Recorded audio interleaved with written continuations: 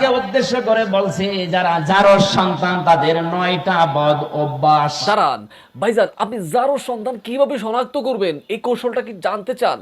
যদি জানতে চান এই ভিডিওটা মনোযোগ সহকারে শুনুন। জনাব মুফতি আমির হামজা হুজুর এখন আপনাদেরকে সেই কৌশলটা শিখিয়ে দিবে। তাকে উদ্দেশ্য করে বলছে যারা জারজ সন্তান তাদের 9টা বদ অভ্যাস। কয়টা? 1 নম্বরে উতুল্লিম বাদা যালিকা জানিন, তারা বদ মেজাজি হয়। কি হয়? বদ মেজাজি হয়। কারা? যারা জারজ সন্তান তারা। এই জন্য যারা বৈধ সন্তান তাদের মেজাজ কোনোদিন হট হয় না, গরম হয় না, বদ মেজাজ হয় না। শুনলেন আমাদের প্রিয় শায়েখ মুফতি আমির হামজা হুজুর কিভাবে জারো সন্তান আপনি চিনবেন।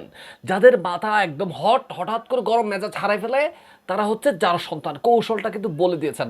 আবার এই দৃশ্যটা একটু শুনেন এবং শোনার পরে আপনারা কিন্তু এটা ভাবেন না যে বিয়াদবের বাচ্চা বিয়াদব। এই ছেলে এমন এক চড় দেব না কানের নিচে, তুমি জায়গা মতো বসে পড়বেন আপনি।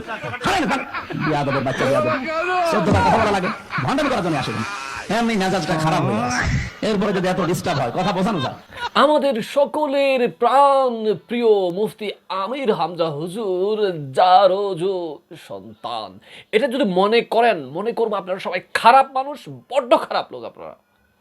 আর ভিডিওটা শেয়ার করে দিয়েন না, দেখিয়েন।